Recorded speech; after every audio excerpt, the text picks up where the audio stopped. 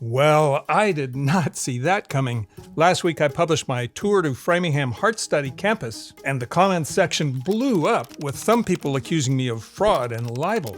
I thought if there was controversy, it would be around the Washington Post reporting that the Framingham study is one of the top medical milestones of the 20th century, or that it's considered one of the greatest advances in cardiology after electrocardiology. But the fury was all about some clips that I showed of a social media star who isn't involved in heart research. Here's one. So another piece of fraud and misrepresentation was of the Framingham study, which is a large 30 year study. And me pointing out that a simple Google search would show that the Framingham study is going strong after 75 years. I didn't know that much about Anthony Chaffee, but I don't remember seeing such positive and negative comments about anyone currently working in nutrition.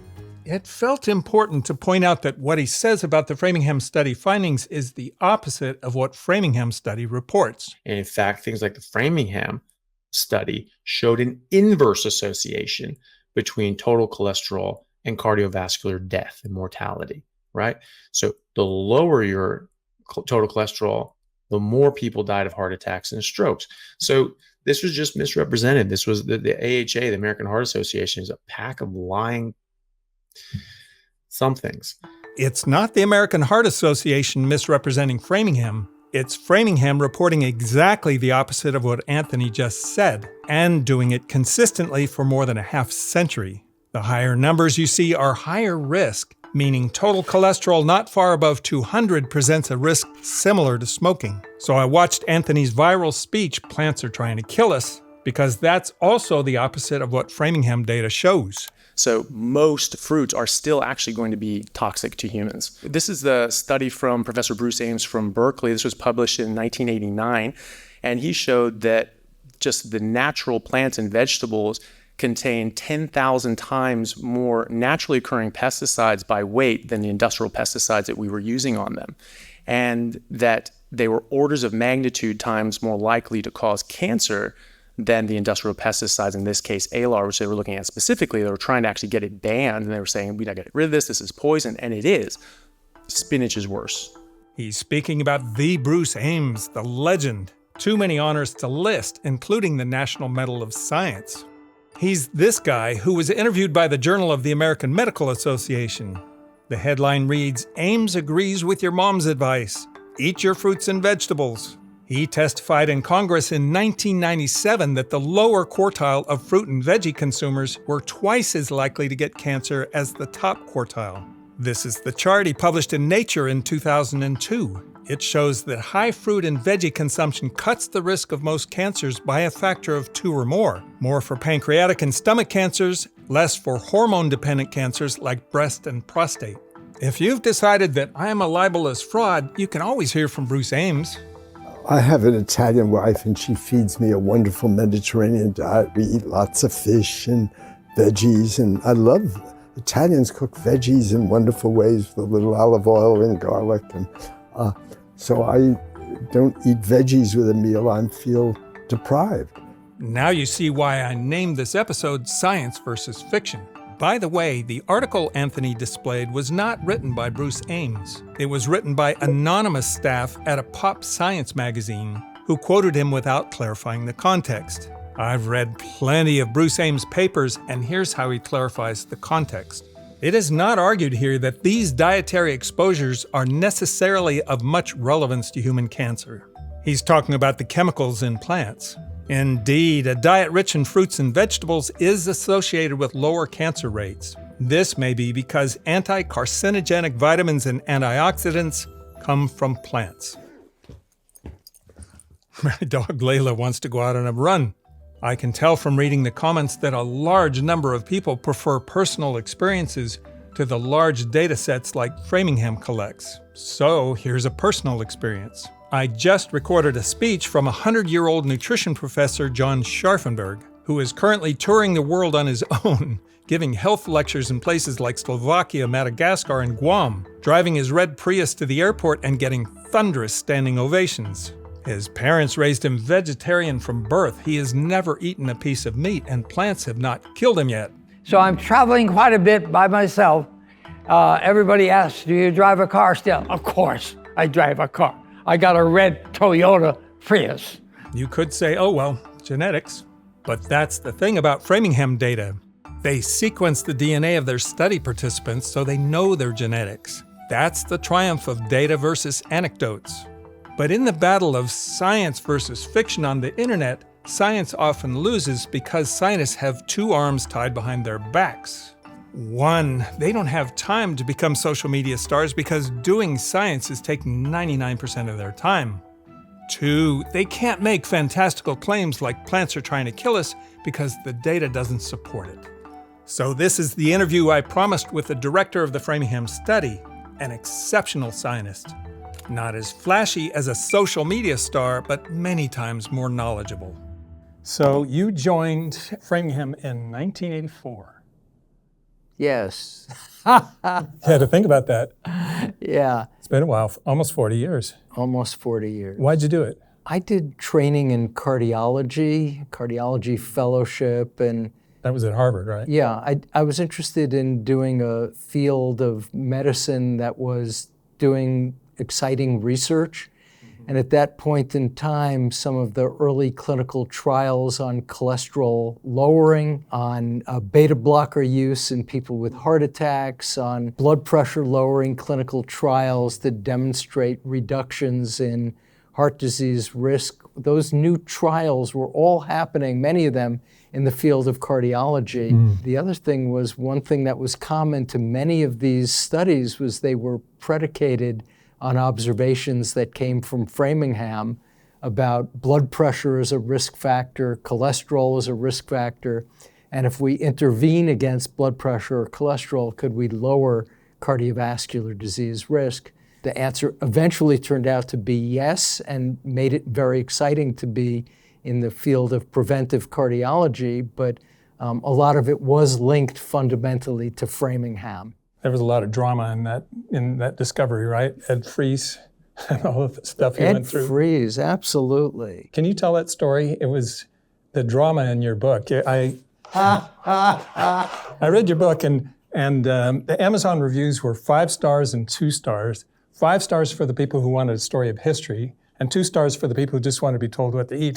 You didn't tell what to eat, but it was a minor part of the book. But the stories like on Ed Freis, It's really the evolution of knowledge about how we got to how much we know today about preventing heart disease is incredible, and the level of ignorance that existed not that long ago was astounding. Bill Cannell wrote the classic paper on heart disease risk factors. The guy on the wall over there. The guy on the wall. In 1961, that paper came out, and one of those risk factors that emerged from that paper, originally they were called factors of risk. Later, the phrase was turned around to become risk factors, allowing it to become a common lay term, was blood pressure. And undoubtedly, one of the people who read that paper was Ed Freis. Ed Freis was the head of the hypertension research unit at the VA hospital in the Washington, D.C. area. He had the idea, based on the results of that trial, that we have to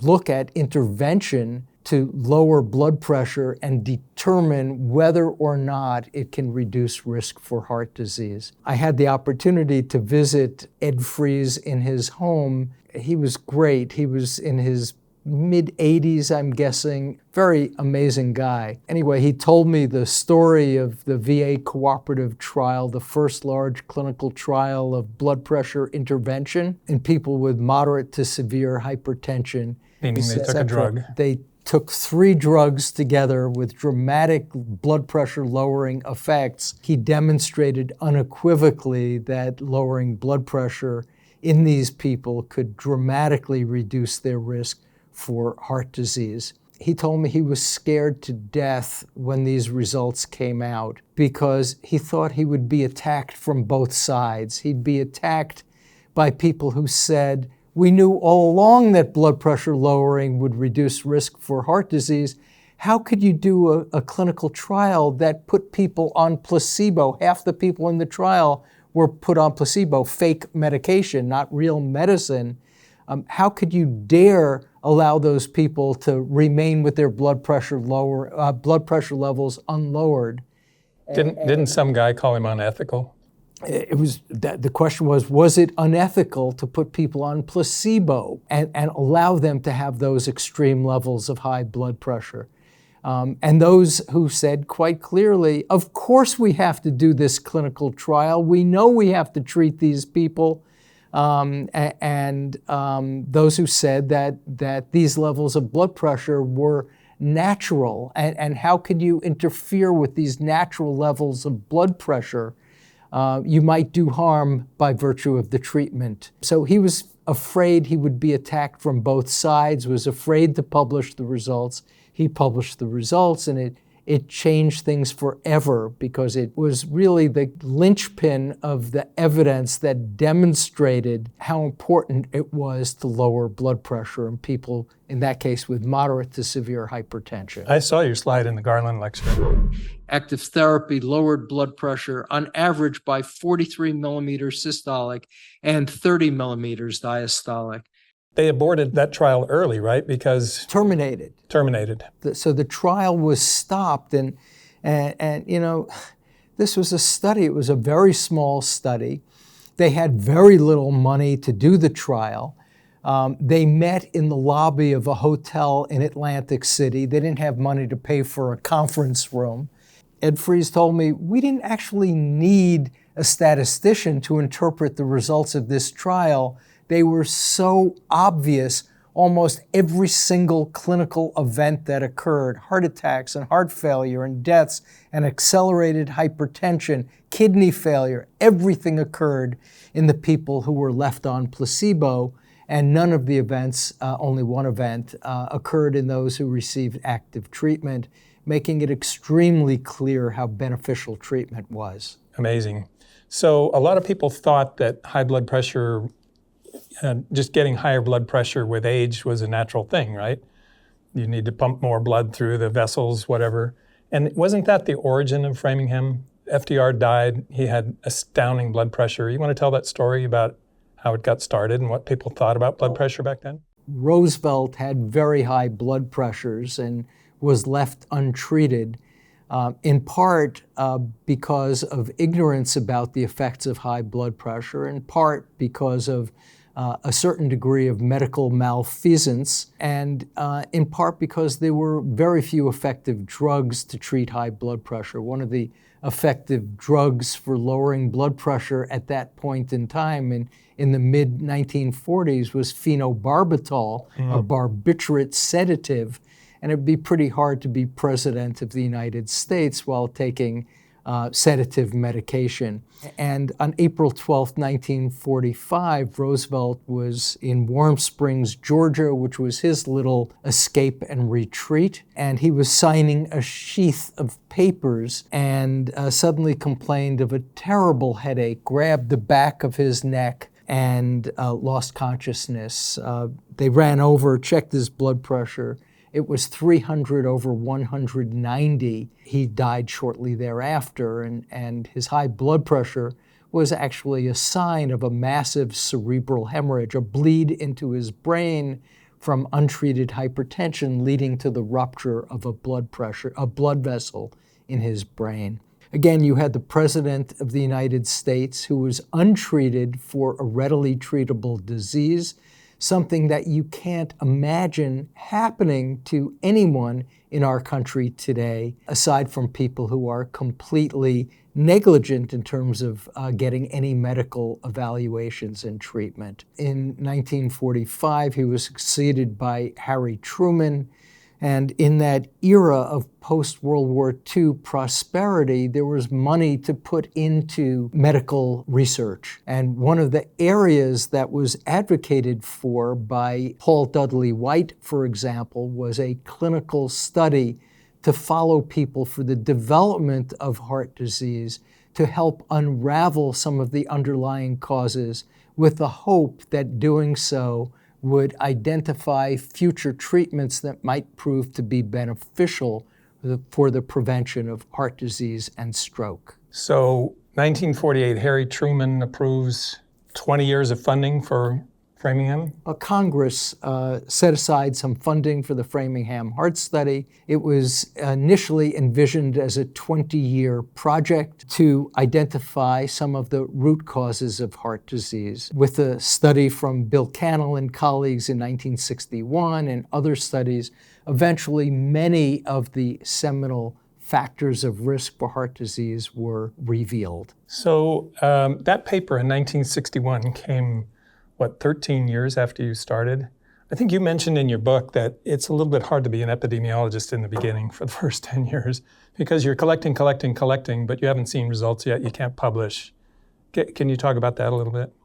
Yeah. Bill Cannell was recruited to the study in about 1950 by Roy Dauber, who was the head of the study at the time. Dauber was brought into Framingham to help examine participants, to bring in a discipline into the collection of data.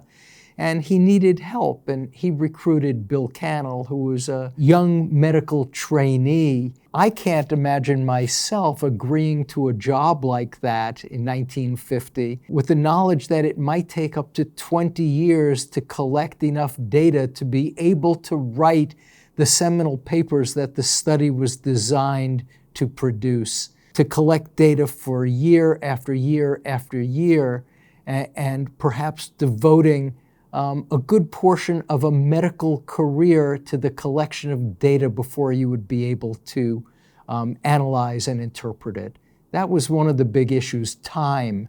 The second big issue that they faced back then was the lack of computers for the analysis of the data, and not only the lack of computers, but the lack of analytical methods to analyze the types of data they were collecting. In the course of time, analytical methods were developed. Early computers were developed where Framingham data were uploaded, and it allowed for the analysis of data that led to the interpretation of results collected on Framingham participants. And those early studies from the very late 1950s and early 1960s established high blood pressure and high cholesterol, a little bit later cigarette smoking, as risk factors for the development of heart disease and stroke and heart failure, myocardial infarction. All of these began to become evident over the course of the 1960s.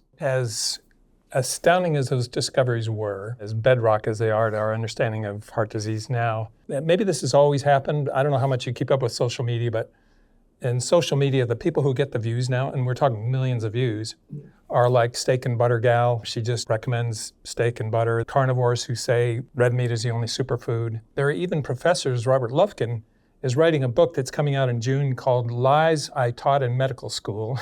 He's a professor at USC and UCLA, and he says saturated fat is healthy, saturated fat is healthy. He just repeats that over and over. He says sugar is the cause of heart disease. Those guys at Framingham, I asked him about Framingham, and they don't know that much about the study. Oh, that was years ago. That's all been disproven, saturated fat and cholesterol. And you have a sick look on your face like you're about to throw up in the trash can over there. How do you feel about all that? You have to back up what you say with evidence. And so the early results that came out from Framingham implicating high blood pressure and high cholesterol level led to the next natural step, which is intervention to lower cholesterol or to lower blood pressure, and with time to demonstrate when we do those interventions, are we reducing the risk for disease? And the strongest evidence that one can ever put together is randomized placebo-controlled clinical trials. Those trials from Ed Freis were followed by literally scores of blood pressure treatment trials. So I don't think there's much controversy about blood pressure, but what about LDL? Yeah, the same and is statins? the same is true for blood pressure. The drugs that we have for lowering cholesterol, the initial drugs, were not all that effective. They were moderately effective. They had a fair number of side effects, things like niacin and resin medications that bound cholesterol in the gut and prevented its absorption. They lowered cholesterol moderately, not profoundly, and they might have caused a fair number of side effects that made those medications difficult to take and difficult to stay on long term. But early trials with drugs like niacin or resins demonstrated benefits of cholesterol reduction in terms of coronary disease prevention.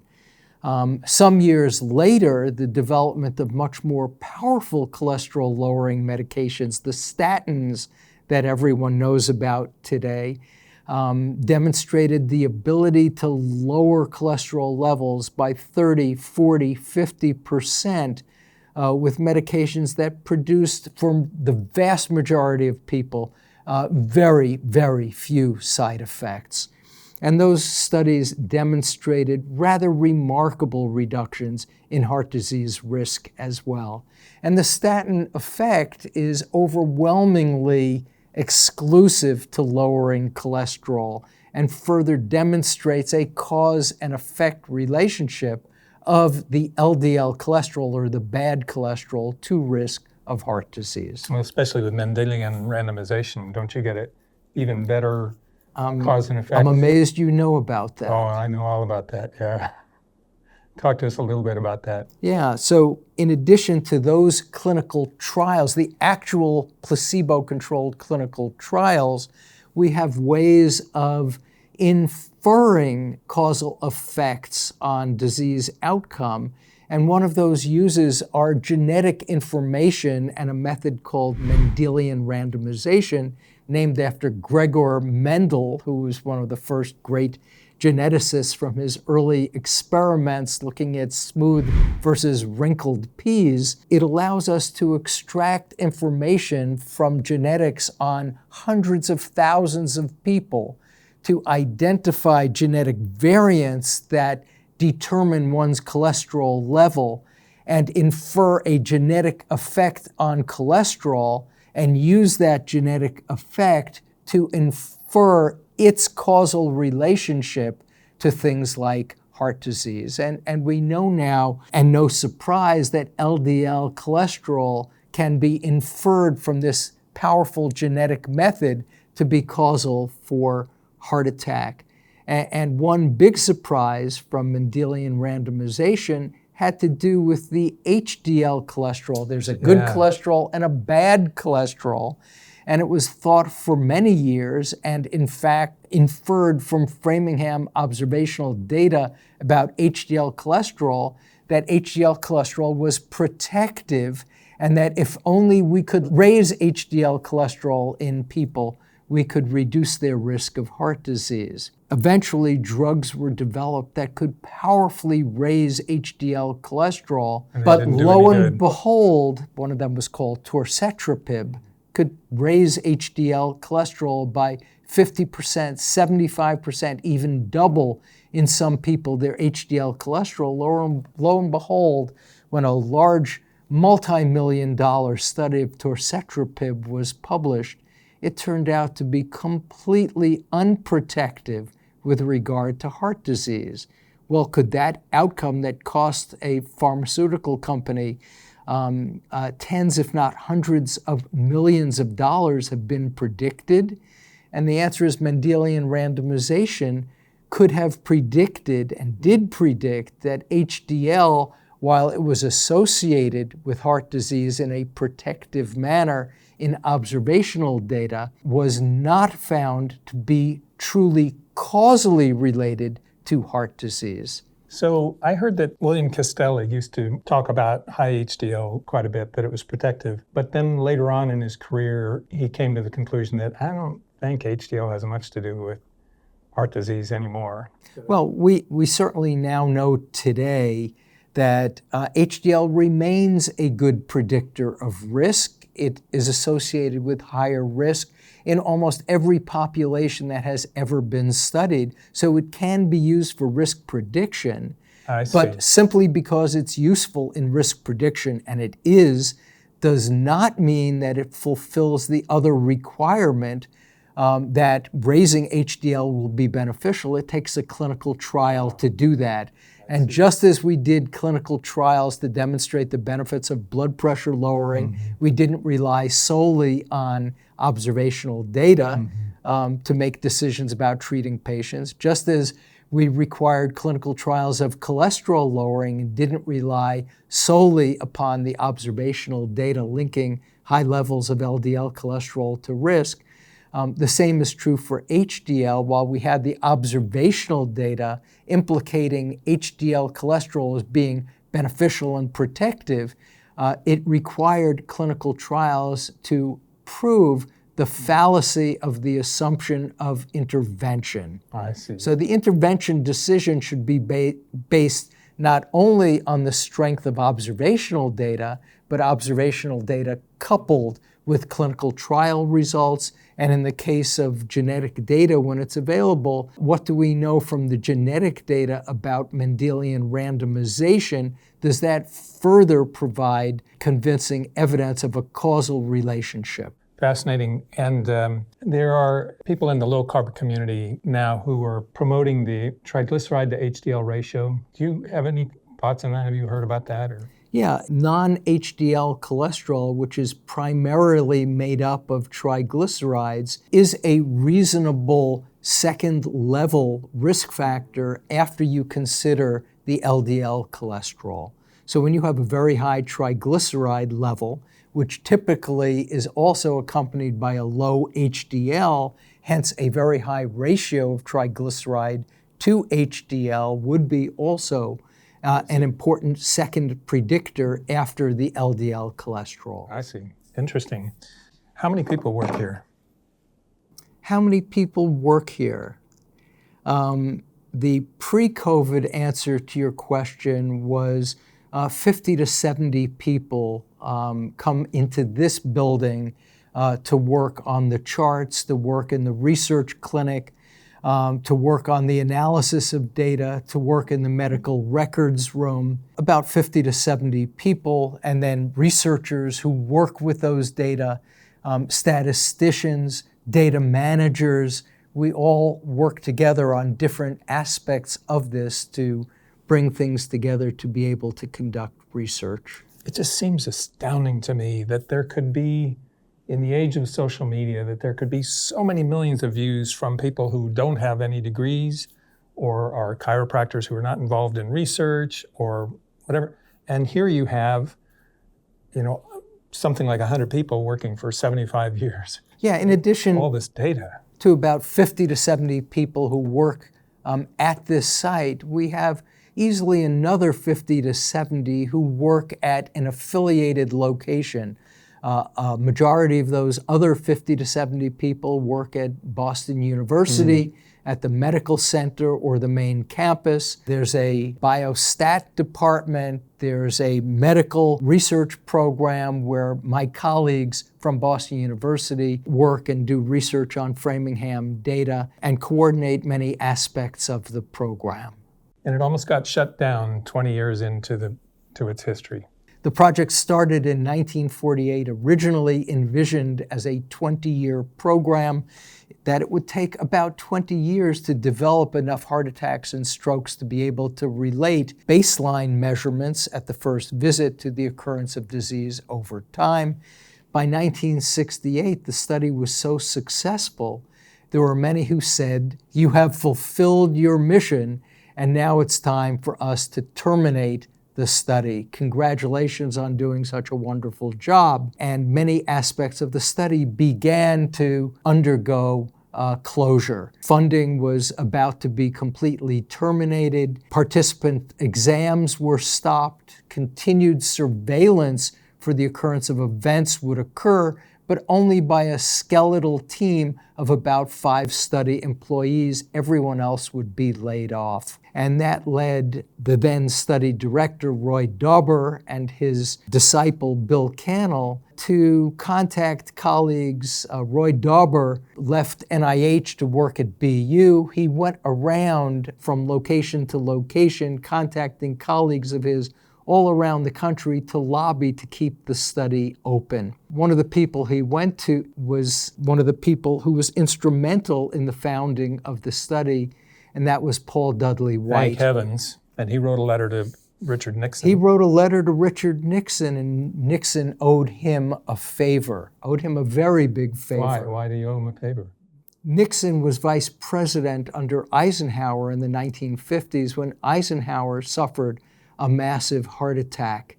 And Paul Dudley White was brought in to take care of Eisenhower. I've looked at Eisenhower's cardiogram and some of his medical records. He really had a walloping heart attack. He was a chain smoker. 4 packs a day, right? Three packs of cigarettes, about 60 cigarettes a day. He suffered a massive heart attack.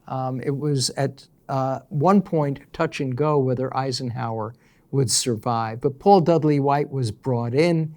Eisenhower got great medical care. He survived his heart attack, and when it came to 1956 and considered time for re-election, Paul Dudley White said there's no reason you can't run again for the White House, and Eisenhower ran for a second term. He won that re-election. His vice president at the time was Richard Nixon, and so by Paul Dudley White giving Eisenhower permission to run for a second term and indicating that it was safe for him to do so, a bit risky in my opinion, it gave Richard Nixon the opportunity to serve as vice president, and he owed a little bit of a favor back to Paul Dudley White. He contacted Richard Nixon when Nixon was president in 1968, begging to keep the Framingham heart study alive and keep Framingham going for another term. Isn't that when epidemiology gets really good? I'm going to Harvard tomorrow to interview Walter Willett, and Walter's great. yeah, he's great. On social media, they think, oh, he's an ideologue vegetarian, and that's why he doesn't like red meat, because he keeps publishing these papers on red meat.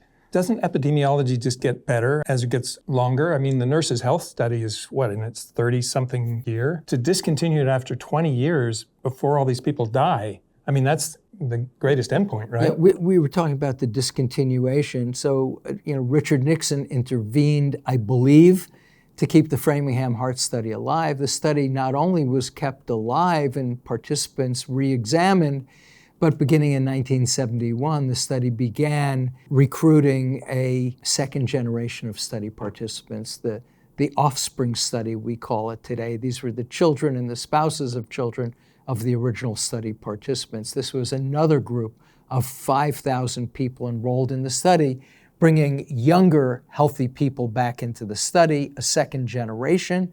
Having a second generation opened the door for understanding family patterns of heart disease, and this was opens the door for a new angle of genetics to be studied in Framingham. Does epidemiology get better with time? Well, the longer you wait, the more events you have. The more events you have, the greater your ability to find relationships between exposures and outcomes, whether it's cholesterol and heart disease, or blood pressure and stroke, or something else that you've measured in the blood related to an outcome over time. There were many new things that could be studied in Framingham because the longer the period of observation, the greater the opportunity for the occurrence of events. And didn't your last original participant just die recently? He was over 100 years old. Yeah, so the last participant died about 4 months ago at age 105. Wow. And to think that she was a participant in the study for almost 75 years prior to her death, to devote so much of her life to a cause she believed in, but also to think that here was the first study that followed a population of 5,209 people to extinction. How they died, yeah. It's like the 7-country study. So we gave a lot of credit to Richard Nixon and Paul Dudley White, but the volunteers, didn't they create a big ruckus and made all the headlines and everything and put pressure on the NIH? And yeah, I think pressure came from many sources. There was participant concerns about the study being shut down. There was an uproar from the medical community about a study that was so productive. being shut down, Paul Dudley White being one example, but it also took people standing up on the floor of the Senate to talk about how important it would be for us to continue funding this important study in the town of Framingham, Massachusetts. These volunteers, that's a big commitment. I mean, they're in here for 5 hours and you're poking them with needles. Why do they do it? They seem very passionate about it. It's amazing. In 2002 to 2005, we began the recruitment of our third generation of study participants. These were the grandchildren of the original participants, the children of the offspring participants. They came in from something like 45 out of 50 states in the United States and from a number of foreign countries. They came for their scheduled exams at their expense. We didn't pay for them to fly in for the study. That's amazing. I'm a participating physician in the research center. I examined many of these people when they came in for their exams. And I can tell you that our staff almost every single day heard this one statement every day. It was, "I've waited all my life for this day to come." Why? Why are they so emotional about it? They heard it from their parents. They heard about the study from their grandparents. They wanted to be part of this legacy. I think secretly we all want to do something good. Good, yeah. We all Sense of have, purpose. this altruism intention. But it's pretty hard to be Mother Teresa. Yeah. It's pretty hard to really devote your entire life to bettering humanity. But imagine giving a few hours every few years and a few drops of blood every few years and being able to contribute to advancing knowledge that will help everyone on this planet. So it's asking a moderate amount of our participants to go through all of this burden, but I think most of them do it because they feel that this is a tiny price for them to pay to help millions of people. Amazing. So you discovered how big a role blood pressure was, that it could be helped by blood pressure medication. What about the causes of blood pressure? Is it more than just salt? Some people react to salt, some people don't. You said in your book there were some genetic markers, like 500 plus genetic markers for blood pressure. Yeah. We know pretty definitively that high levels of salt in the diet increase levels of blood pressure moderately. We also know some people have rare genetic diseases that can cause very severe levels of high blood pressure. Those conditions are very uncommon, but help us understand some of the genes that cause high blood pressure. And almost all of those genes that cause genetic forms of hypertension are involved in salt regulation and the kidneys handling and excretion of sodium. But we know from genetic studies that Framingham was an important part of, that there actually are over 2,000 genes now that contribute to blood pressure regulation. Some of them may alter blood pressure by only a fraction of 1 millimeter of blood pressure. But in conjunction, if you were dealt a bad hand, you can have hypertension on the basis of the aggregation or the accumulation of many bad cards that lead to higher blood pressure. The good news is that high blood pressure is extremely easily treated and inexpensively treated. A doctor I interviewed runs a medically supervised fasting clinic, and he's done it for 40 years, and they've seen 20,000 patients. He makes a claim that once you get sodium low enough in the diet, that with some fasting, it's almost 100% cure of blood pressure. Is there truth to that, or do you feel like, no, some people need medication because of genetics? Lowering our intake of salt for many people can be helpful to lower blood pressure. And another thing we can do is lose weight, helps us lower our blood pressure, and moderating our alcohol intake is another means to lower blood pressure.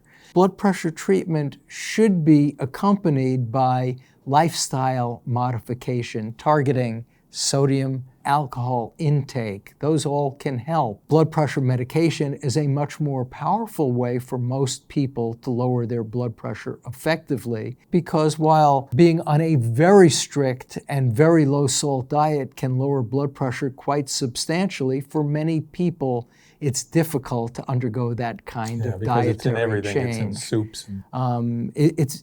We have enormous amounts of salt in our processed food, even in the bread that we eat. It's interesting. You go to some places around the world and you taste bread in Tuscany, in Italy, and you say, this bread tastes different. It tastes very strange.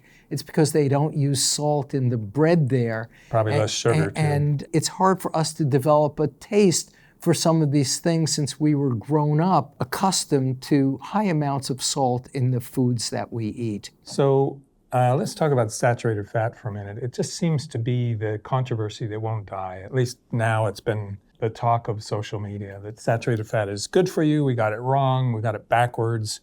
Tell us what your data shows. Yeah, we know, not just from Framingham, but from other studies, and one of the landmark studies to come out with data early on saturated fat was the 7 countries study by Ancel Keys. And he went to different regions around the world and looked at intake of saturated fat and cholesterol and was able to link levels of saturated fat in the diet to blood levels of cholesterol and to risk of heart disease as you went from country to country. There is little mystery about the fact that high levels of saturated fat can lead to higher circulating cholesterol levels, and those in turn can lead to higher levels of cholesterol, and that a dietary intervention to dramatically change the diet that we eat can help reduce cholesterol levels and reduce risk for heart disease. But the question is, are we willing in our country and our culture to undergo the lifestyle change, the dietary change sufficient to accomplish the reduction in risk that we want? And the answer is, for most of us, we're not able to do that with diet alone. The drugs that we have for cholesterol reduction in the vast majority of people can lower cholesterol levels 30, 40, 50%, levels that we cannot achieve with ordinary dietary intervention. So you mentioned in your book 3 key members of the 7-country study. Ancel Keys, who died 2 weeks short of his 101st birthday. Jeremiah Stamler, who died at 102 and worked as a professor till he was over 100. And Henry Blackburn, who's become my good friend, who's 98 and is doing really well. William Castelli, is he still around? Bill Castelli is still alive. He's in his 92. I was going to guess his late 80s. It could be he's over 90 already. And Bill came from a family where every man in his family had a heart attack and died by about the age of 50. He was a very early adapter and adopter of dietary intervention to lower his cholesterol level. He took medications early on to assist in the lowering of his cholesterol, and he is still alive at a rich age of about 90 now, undoubtedly owing to the intervention that he practiced. In your book, you described him giving tours of supermarkets and things and having his simple rules like, if it's bread and the first ingredient doesn't start with the word whole, put it back on the shelf. It's got to be whole. It seems like a real character. You know, he taught class at Harvard about preventive cardiology and lessons that were learned, and he developed a long-lasting friendship with many of his former students. I came in one day to sit in on one of his classes and witness the magic that he was able to carry out by virtue of his persuasive presentation style, but also his charismatic persona. So what's your conclusion on the healthiest diet? What are the guidelines? For a diet to be acceptable, it has to be both healthy and palatable. Delicious. Delicious, yeah. Palatable makes it sound scientific. Tasty and enjoyable. I think we can achieve the vast majority of both a healthy diet and a wonderful and tasty diet by adhering to a Mediterranean diet. And that's really what I practice in my lifestyle. The 2 oils we keep in our house are canola and olive oil. Both of them are rich in monounsaturated fat, which actually has been shown to be beneficial in terms of the lipid profile in the blood. So the Mediterranean diet, high in olive oil, relatively low in saturated fats. The meats are used largely as a garnish and most frequently not as a main course, and large amounts of fresh vegetables and fruit and salad. The dressing, of course, being with olive oil. And I think you can have an amazing and wonderfully delicious diet by adhering to a Mediterranean diet. You know, olive oil is not intuitive to me because it just seems like it's processed enough to strip the protein out and the fiber out. And so by intuition, I would say, oh, that can't be one of the most healthy foods.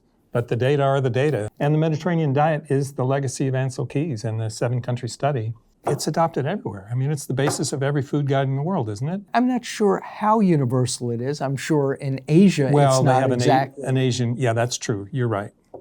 And the other thing but there's a lot in common with the Asian diet. And some of the intervention studies that were conducted, in fact, in Mediterranean countries may have used canola instead of olive oil, and some of them actually looked at augmenting the diet with nuts. Either walnuts or almonds can be used to augment the diet. Again, very rich in monounsaturated fat. That's the central theme here, both to the Mediterranean diet, to canola, to olive oil, to nut oils. I would have thought whole nuts would have crushed olive oil in terms of health, but in comparator studies, they both seem to do well. I interviewed Pekka Puska. He's the guy who oversaw the Finnish studies for 25 years. The 7-country study showed that the Finns had 9 times the heart attack death rate of the Japanese. 9 times. That's a lot. I mean, good for epidemiology. You can separate out, get a lot of cases and things. Yeah, in the book we talk about Ansel Keys interviewed people, and Finnish workers talked about bringing their lunch to work where they'd have a slab of bread with a hunk of cheese and butter the bread so the cheese would stay on the bread. Yeah. It was a very, very rich diet in saturated fat. No surprise that especially northern Finland had the highest cholesterols and the highest heart disease rates in the world. I mean, you've added so much technology now. I went down and had the tour from Christina. It was great. You're starting to look at pollutants a little bit in the 3rd generation? Yeah, we have studies that have geolocation, geopositioning for every study participant. And there are sensors in almost every community in the United States that measure pollutants in the air. So we could, for each individual, be able to quantify their exposure to different types of particulate air pollution and do studies to look at effects of air pollution on heart disease and other disease outcomes.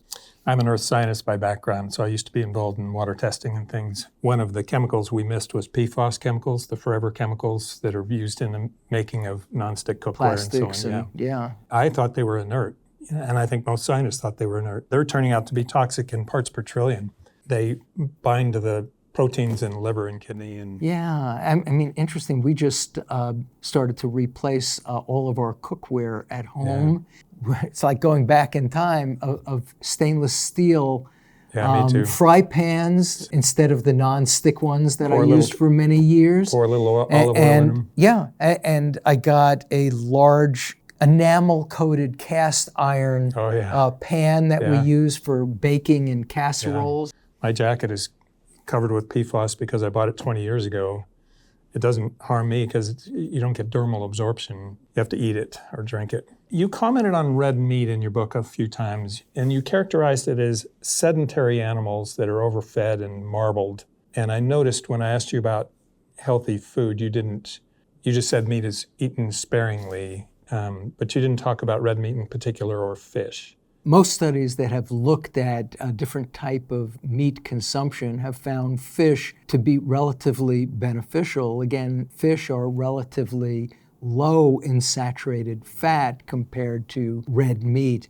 I actually eat a fair amount of fish myself, and we go out of our way. Ocean marine fish? Well, salmon, for example, ocean marine fish, high in omega fats and relatively healthy, and studies that have looked at fish consumption have found that in addition to it having beneficial effects on lipid profiles, there may be other effects of fish consumption in terms of platelet aggregation and inflammation. What about beef? I don't eat beef. And Why don't you eat beef? I haven't eaten beef in over 40 years. Why not? A personal choice. Well, as an earth scientist, I can tell you it's profoundly damaging to the planet. I have a magazine over there I should have put on the table of Ansel Keys on the cover of Time magazine from 1961. And he expressed his concern about marbled beef in 1961. And look what we've done now with Wagyu beef from Japan. It's 26% protein. I mean, McDonald's patties now are 64% fat. Wow. That's today. McDonald's patties today are 64% fat because we've used artificial intelligence, especially over the last 30 years, to genetically engineer these, especially Angus beef, to be marbled. I can't imagine what that does to their metabolism and everything, the poor animals. But what it does to us is makes a very juicy steak. To the people who are selling lots of books saying you can eat all the red meat you want because saturated fat is good for you, it's good for them because they sell 1 million books. I mean, the data that you've produced and the 7 countries produced, and I mean, what do we have, 1,000 studies? You've been director since 1994. It's a long time. And you had a very unwelcome surprise around 2002 when venture capitalists and entrepreneurs decided they wanted to commercialize your data and sell it.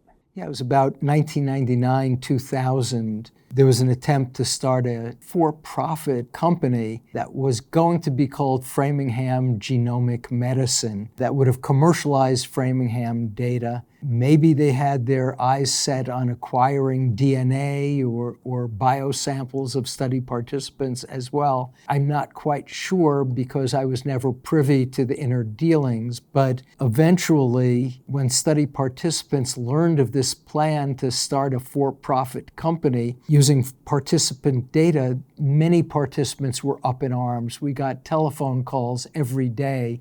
You're not going to use my data in this way. I never consented to share my data or my biosamples or my DNA with a for-profit company. The National Heart, Lung, and Blood Institute jumped in, and they were alarmed by the effort to commercialize data. And relatively quickly, this enterprise was shut down.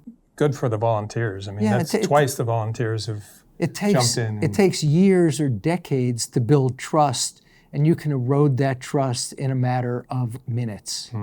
Yeah, it's terrible. What we're doing today that is unimaginable to those who joined the study a long time ago, unimaginable to me. I joined Framingham in 1984. I never imagined I would be doing cutting-edge genetic research, but we have sequenced the genomes of over 7,000 Framingham participants. I just received a very wonderful and large grant from NIH to repeat sequencing of the genomes of 2,500 Framingham study participants and 1,500 participants from the Jackson study, African Americans, to look at new mutations that we acquire as we get older. And the accumulation of those acquired mutations may tell us something about our predisposition to age-related diseases. Fantastic. It's been a great honor to meet you. Thank you so much. I'm sorry I went over time, but you're so fascinating. My pleasure. When I was editing this episode, a supermarket tabloid came out with Anthony Chaffee on the cover. It makes many bold claims, including Dr. Anthony Chaffee reveals the simple Harvard-approved guidelines linked to impressive fat burn and better health. Once again, it only takes a very simple Google search to see what Harvard really thinks about it, which is they say it's a terrible idea. Anthony also claimed when he went carnivore, he was able to lose 23 pounds in 10 days while he quintupled his calorie intake. Anthony's a big guy, so let's say he was eating 3,000 calories a day. So he lost 23 pounds in 10 days eating 15,000 calories a day. That seems amazing. Shouldn't we see some data to back that up like Framingham has produced for 75 years?